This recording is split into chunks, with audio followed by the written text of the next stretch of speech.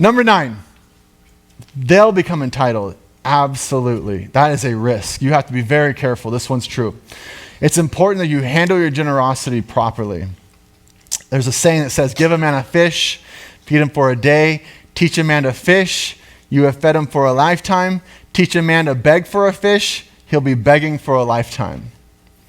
Be strategic with your generosity. Entitlement is the notion that people have a right to a particular benefit without earning it. That is an attitude that has become prevalent, just giving people things for nothing. That's not good. It's also at the same time not good to not be generous and to say it's because I'm entitled to more. Both of these are bad.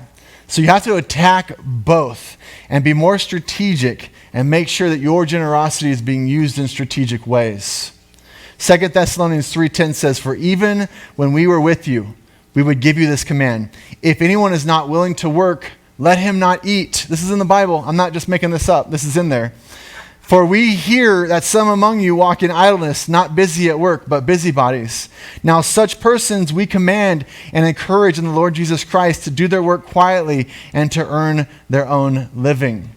There is a part of this in here that's very important. Time, talent, and treasure. We have to get involved with those skills that we can add and then strategically use them where they will be most effective. Care deeply about these things and then invest deeply. Invest in ways that will make a difference. Figure out what will make that fire that's already burning just continue to be multiplied by many levels.